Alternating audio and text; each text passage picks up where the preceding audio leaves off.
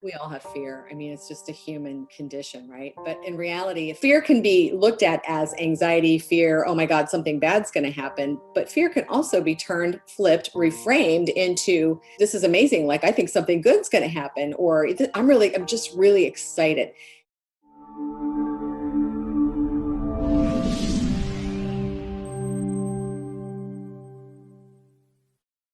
Hi everyone, welcome to Go All In Show here on ABC 15. I'm Stan, your host, and I'm super honored and excited today to welcome my friend Lisa Winston to our show. And you guys get ready for our conversation today because we don't know what's going to happen, but I know for sure that this will bring some message right into your heart. Lisa, thank you so much for being here with us.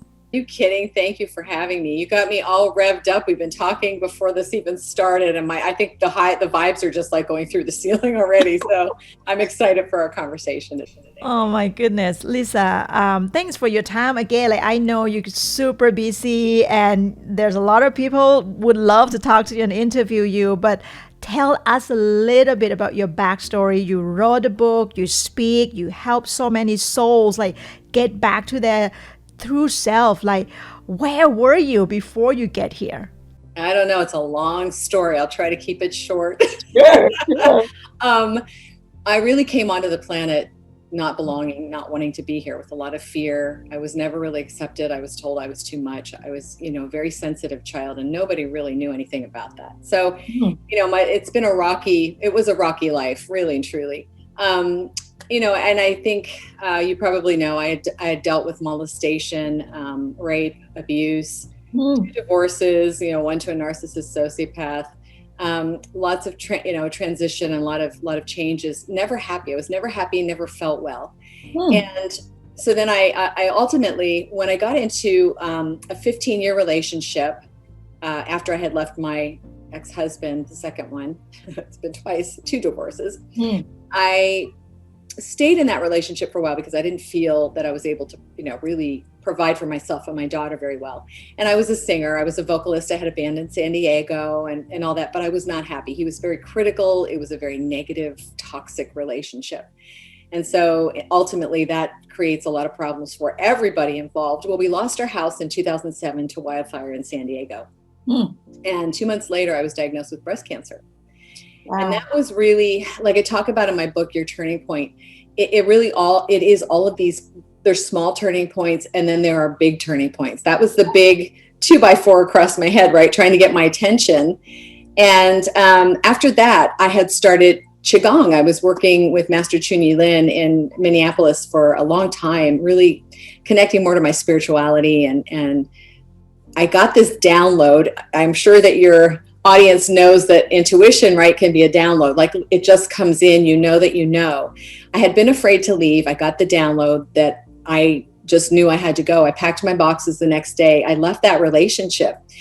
And also the thing is that I really had this gnawing, this burning something in my heart, knowing that, I'd been a singer for maybe 34 years at the time, and I loved it and I was good at it, but it wasn't my life purpose. It wasn't my mission. So I embarked on my journey, started doing coaching with other people, building my business, and also, how the entrepreneurial journey really builds who you are, because you hit a lot of bumps and you get to know who you are and your limiting beliefs and all that. So that ultimately left me, I was actually in a good space. I had a lot of fun. And then back in 2017, you and I were just speaking, I interviewed my now life partner, Dr. Joe Vitale, on one of my summits. The energy was off the charts. And as you and I had just spoken, I talked about how when we have a knowing, when we're really connected to our inner guidance, our inner wisdom, and we hear what's calling us, but we don't always know where it's going to lead, or we don't even understand it sometimes. Yes. We don't say yes, we don't get where we're supposed to go. But if we say yes and trust, which is a really hard thing to do, as you know, and we follow those little next steps, we get where we're supposed to go. Ultimately, that conversation I had with him changed my life and his forever. And I ended up being, we're together. We've been together since November of 2018. 18, I guess. Mm-hmm. And I've written my book since that time. I was really in a miracle space. I had taken care of my mother right at the year before that. She was dying from breast cancer. So I was called to go be with her. Actually, this is another thing I want to share with your viewers. I got a call when I was in San Diego, like this hit that I was supposed to go pack up and be with my mom. And I was like, well, why? She's old, but I just saw her not too long ago. Packed all my stuff up, got in the car, drove from San Diego to Pennsylvania, and halfway across the country, I get a call from my sister. Mom was just diagnosed with stage 4 breast cancer. She's dying. Mm-hmm. So I didn't know that. The universe knew. I said, yes. I went and I did it. And in that space, I wrote my book. Wow. My show, the Mindset Reset Show, just fell in my lap. It was that miracle space I talk about. And then everything led to Joe and I being together and speaking together and traveling and all that. So it was a rocky start, but through that, I woke up and I started questioning and I started following my intuition. So often we get hits like, get off the freeway here. And you're like, no, I need to get off the freeway there. And then you drive up and there's a big accident, right? You should have done what your intuition said. So that was really that journey of trusting. And I'm telling you, when you do that, when you take those steps, when you listen and follow that, no kidding, it is golden. It will get you with whom you're supposed to be with and where you're supposed to go. And, it's just, I can't even stress how imperative it is to I would say that's the first step. Get connected to your inner guidance. Oh boy. Sorry, that went on too long, but I love everything you said. I was on the freeway driving back home and I saw the sign that said Power Road Exit. Oh, wow. I was like, oh yeah, I'm just trying to make it up because I told the universe I'm going to look for the answer, just try to make it up. And then I keep driving and I saw again, Power Road Exit. I was like, okay, I got to exit that road. It spoke to you, right? It is. And I feel, and you experience this too, that when the universe telling you something, and if you don't listen carefully enough, it will tell you again. It will tell you again. It will tell you louder, right? Until life hit hard, and then you got to make that shift. Oh boy, life hit me so many times. If you don't get the smaller hits, you will get the big universal 2x4 across your head, and it will make itself known. And that happened to me several times. So it's a good thing to learn how to listen. But Lisa, help our audience here, right? Because this is not woo-woo stuff. This is real stuff. But it cannot be with, I cannot prove it, I cannot see it, but I just feel it. How can our audience understand that, okay, this is the inner guidance, or this is just my ego? How can they distinguish about that? Great question. That's a great question. There are lots of tools that I use. One of them is when you are looking at truth and non-truth, or you can just call it intuition and ego, right? Mm-hmm. When you hear ego is this loud voice, and it always leads you to ask questions. For me, ego actually led to confusion. You know how we're always when things happen to us in our life and we're always reaching out, trying to find somebody to give us an answer. I can't find the answer. I need somebody to tell me what to do. That is ego. Ego really lets you think that, that's powerful. It's strong. You feel it, but you don't have the answer. You don't have peace with it. You're confused. You're running around in circles.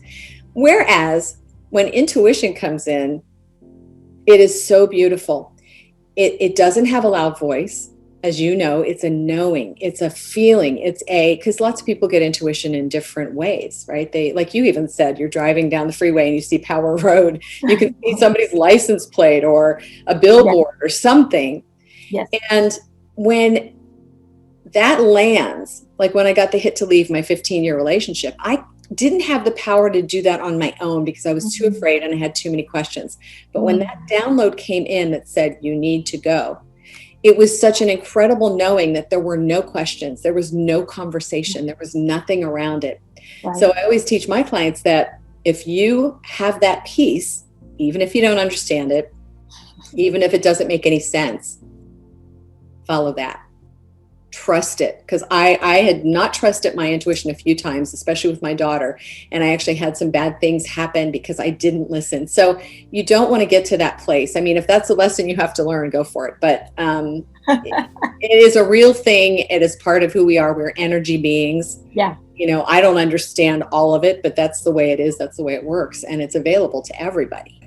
Okay, so thank you so much for explaining that so clearly. So between intuition and ego, so you feel peace, you don't questioning it, you don't feel like lousy noise, right? And you don't need to ask anyone else permission or opinions to do it, but you feel really peaceful here. Now, what next? After you know that this is your calling, this is, God, the universe, whatever you believe, showing you that this is the path to go. Okay, you know it. Now what? Can we still do it without questioning or without fear, or what how should we react?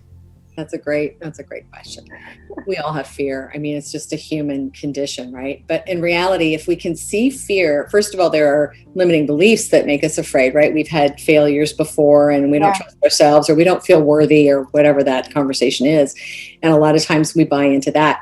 But fear is normal. Like my partner, Dr. Joe Vitale, who speaks internationally and has been doing it for 35 years, even now, when he gets on stage to go talk to a big audience, he is so nervous. He's nervous the night before. He's nervous the day of. He tries to turn that into excitement, anticipation. So fear can be looked at as anxiety, fear, oh my God, something bad's going to happen. But fear can also be turned, flipped, reframed into this is amazing. Like, I think something good's going to happen, or I'm just really excited.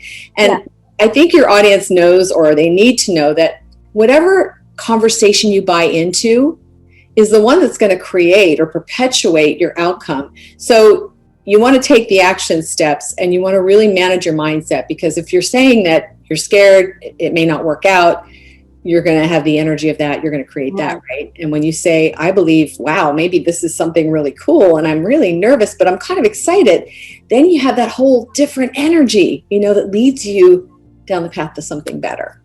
Let me ask you this question. Do you feel like the event that happened between you and Dr. Joe, is this a miracle for you?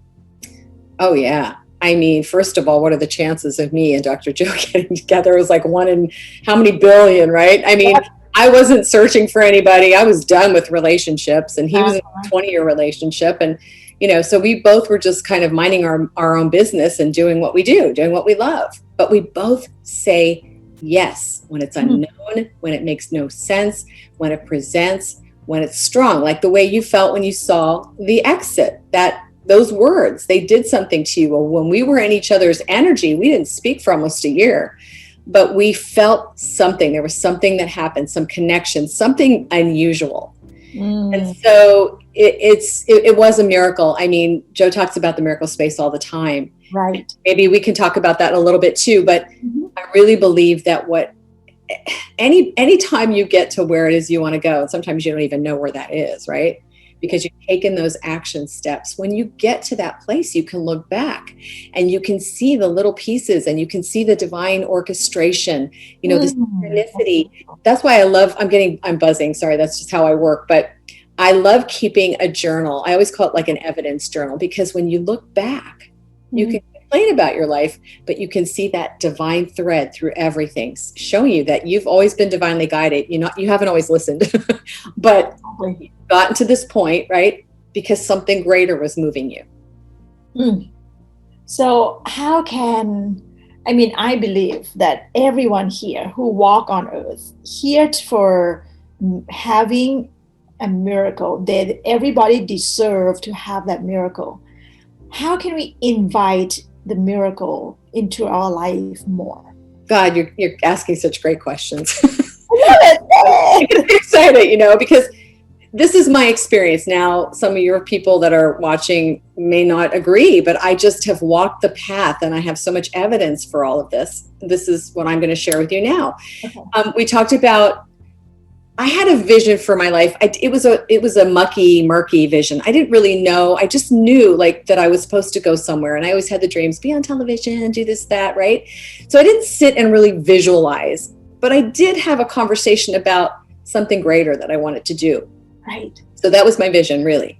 The second thing is, again, that, you have to take action, like we just talked about. So you have to move. Like if you're paralyzed and you're stuck and you're always saying no, and I'm afraid I can't do it, you will never go anywhere. Exactly. You have to take the action to do it, right? And then the thing is that when you start to move, you just have to believe. There's this, and I'm not talking about faith in God or the divine. I'm talking about belief in something greater. I have to share something with you. Joe and I have a friend, her name is Mendy Odlin, and she has a book out, and I think it's called I haven't looked at it for a while, but I love it. I think it's called What If Everything Goes Right? And she plays a game. It's the What If Up game.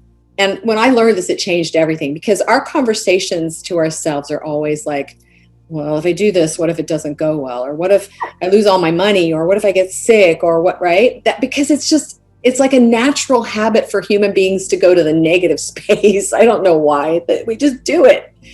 But if you play the What If Up game, why not me? What if things go well? What if I really get to where I need to be? What if something miraculous happens? What if, I make a lot of money? What if? When you start to just play that game, you can feel your vibrations elevate. You can just feel it. It's just a difference in vibration.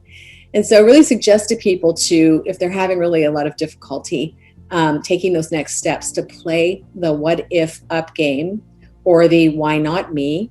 There are all kinds of ways you can phrase it. So it's that mindset piece. Right. Yeah, I agree. It's not like, okay, what if it's not happening? But what if it's happening? What if your business take off and you have $1 million in your saving account? Like, what will you do? Like, we haven't rehearsed that in a game at all. We're just rehearsing something that we really don't want. And that's what a lot of people do. I used to do that too. And I'm just like, yeah, no wonder why my marriage is not working. No wonder why my business is not take up. Because I was rehearsing the wrong dialogue. The worthiness issues are huge for everybody. We don't feel we deserve stuff, or, we're not good enough. Just the old childhood wounds really come into play. And I found through the years that you can clean and release some of that stuff. Like I do tapping, I do Ho'oponopono, I do a lot of different things. But my experience is that most of that stuff really stays with us.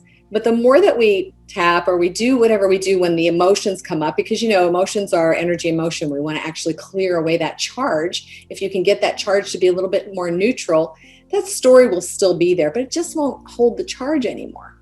So you really also need to do the mindset work to move forward, because a lot of times that's what for years I sabotaged myself with that stuff. And I had coaches and I was doing the work, but I could not get past that. What I told you was that ceiling. Right. And it's not only the surface level, it's the inside level that is like a lot harder, that we need to really work on deeply. What about this? I have a question. Okay. So we try to have a positive mind, thinking and thought and everything. But then what about all the people around us said, you just try to ignore a problem. We have a problem right now, and you just try to ignore by thinking positive that everything will be okay. How do we handle with that? I'm there. My 15-year relationship, when I'd go off to do my Qigong, or I was reading Eckhart Tolle, or I was just doing all this energy stuff, and he told my daughter that I was crazy.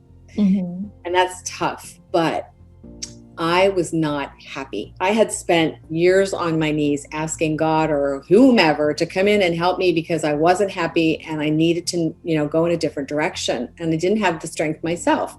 And so really and truly, you have to work it, because belief and faith also sometimes, we get tested. When I fell ill with Lyme disease 2 years ago and almost died, neuro-Lyme disease, that tested my faith like nothing else. I thought God had left me, and I have had so many experiences, where the divine has shown up, that it's absolutely clear to me that there's something greater than me that's been moving me through my life, right?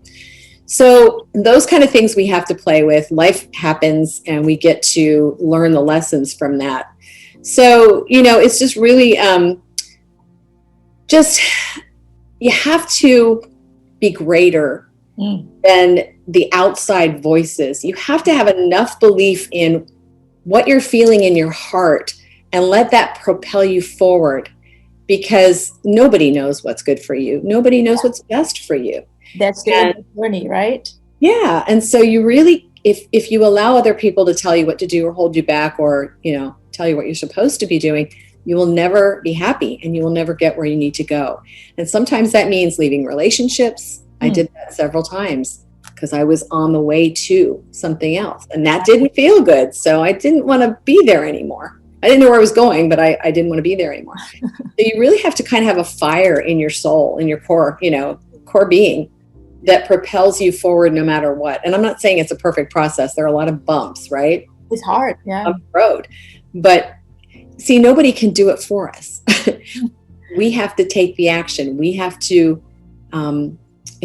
we all have the courage inside of us. I'm actually working on a book right now, and it's called Be Brave Enough. And the thing is that we don't have to be brave enough to do everything right now.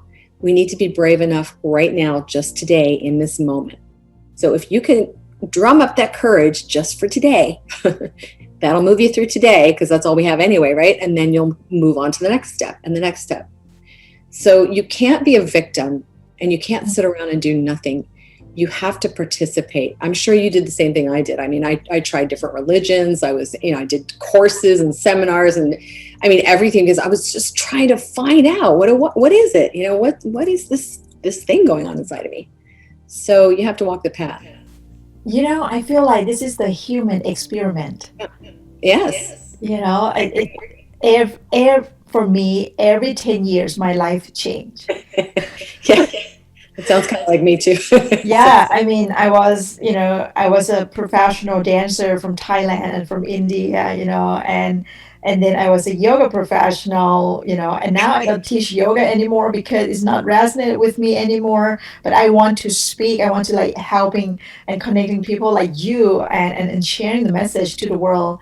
So I feel like this is the human experience, the life journey, and we got to allowing it to happen, to show us, and we all just here to be as an instrument, right? Yeah, absolutely.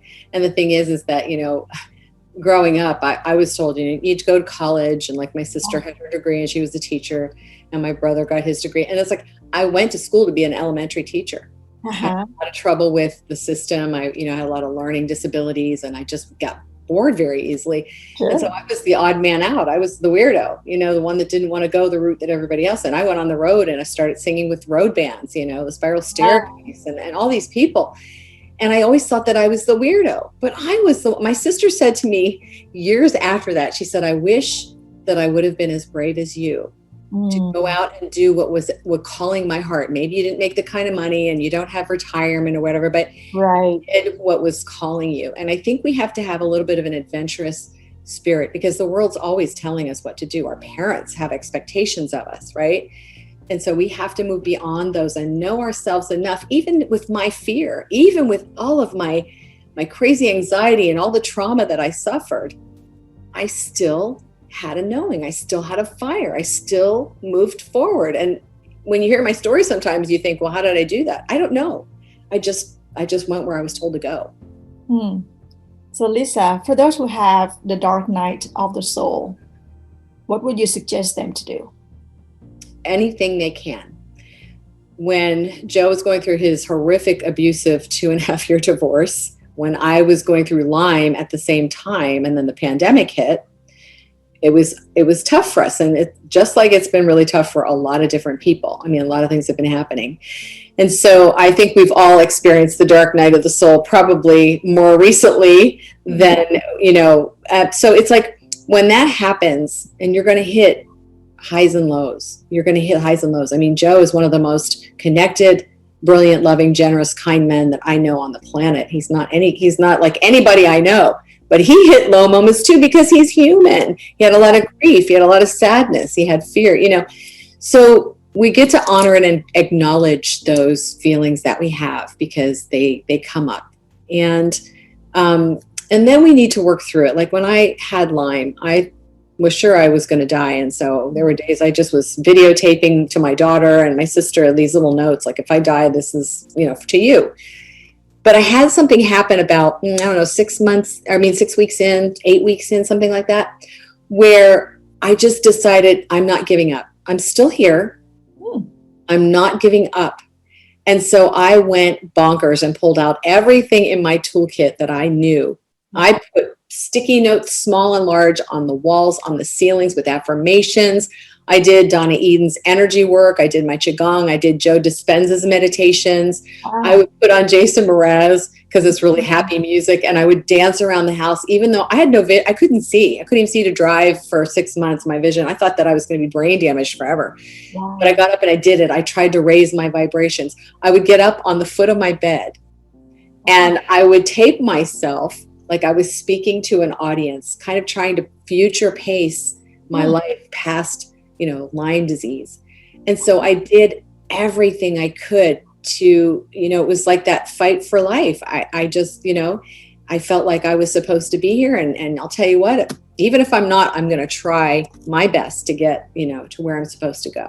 So I really think you have to pull out all the stops. I got support. I worked with hypnotherapists. I worked with energy workers, healers. I worked with everybody. And Joe did the same thing. The thing is that both of us, when these times hit, we don't sit around and feel sorry for ourselves. And we don't sit around and just try to always figure it out ourselves. We try to get support, and then we do what we know how to do. So it takes reflection, it takes action, it takes courage. But again, every single one of you out there has this within you. You're a divine being that is more powerful than you even know. I know. Yeah. So the self-healing, do you feel like because of you did all the self-healing that you do, that's why you're still here? I can't say if that, truthfully, I'll be really transparent with you. Because I read a lot of books about spontaneous healing, and I was really angry with God that I didn't spontaneously heal. I'm like, when I go up there, if there's a God up there, I'm going to poke him in the eye. Just kidding, right? But I think it did lead to my healing, because it led to, Joe and I are working on a healing course with all the insights that we got. And you know this already, but everything that you go through, you can use it to pay it forward and help other people. So that's what I tried to do. I made videos of myself when I looked like I was near dead and I was really sick. And I did videos of myself. I wanted to, if I got through this, I'm going to create a course and I'm going to let people see how hard it was for me. And so I really, I journaled, but I really videotaped and recorded my journey along the way, which helped me because I love being on camera. Wow. So even when I was on camera, it took it was distracted me enough. It was like that, the little, distraction that got me out of my head and stop feeling bad just for a moment. But you have to really improvise as you go along and do everything that you can do in your power to get through it, including support. I feel like when you want something that you never have, you need to become something or do something you never done. That is like the most powerful statement ever. And I love that because I've always believed that to have more, to hold more, we have to become more. And that's part of the process. We all want to have a life that has no problems. Yeah. But how would we grow? How would we change? We wouldn't. I wouldn't be here. I wouldn't be who I am now. Right. Am I perfect? No, I'm still going through stuff, but you and the stuff that you're going through is just this container and you're just expanding it. And so when you say yes, you just become more of the brilliant being that you're here to be. So Lisa Winston, what is your life mission look like? My life mission is really to help people get out of their own way and to move into what they're here to do. Time is short. Now is the time. Stop wasting time. Do you like yourself? I like myself more than I used to. I still have my days, but yes, I do. I do like myself. Thank you for asking. What will you tell your younger self, 25 years old Lisa? That you are more loved, that you are more loved than you know. You are more supported than you know. There was never anything wrong with you. You were perfect the way you were. You just didn't know it, and the people around you were unconscious. And so I go back to my inner child often and tell her I love her, and she's just, and I'm sorry. for all I put her through. Yeah. No, me too. I'm sorry too. So if the miracle is about to happen in the next hour, what would it be? What would you like it to be? Oh, I would like for the NeuroLime to be completely gone and for my health to be 100% and my energy back to the way it was. Yeah. Thank you. Wonderful. Last question, Lisa. What is the exciting new project that you are doing right now, and how can that help all of us? Boy. Thank you for asking that. I am working on getting on more media appearances, which is fun because that's something I've always wanted to do. We're going to be going back into taping the Mindset Reset show. I'm working on another book. Joe and I are working on the healing course. And so just really revamping, especially after coming out of being ill for 2 years, who I am now and what it is I'm here to do and at a deeper level. So thank you. How can people reach out to you? Oh, you can find me on lisaawinston.com, and I'm kind of revamping my website, but you will find me there. You can also find me on the mindsetresettv.com site. And of course, I'm on Facebook, Lisa Winston, Instagram, Lisa A. Winston. I'm all over. You'll just Google me. There we go. Awesome. Thank you so much, Lisa, for being here, sharing your heart, your soul with us. Seriously, this is our first conversation. I'm pretty sure I would love to invite you to come back to our show again. I love you. I love your energy. Thank you for having me. And yes, you and I will be doing stuff together in the future. And you can come on my show too. I've got to have you on. Thank you. Thank you, Lisa. Love you. And everyone who watching this and listen to our show right now, reach out to Lisa and, give yourself a chance to take your life to the next step, to something that is unfolding, is waiting for you. And I'm pretty sure Lisa can help you out. Take care. And thank you so much for being here with us in Go All In Show. We'll see you next time.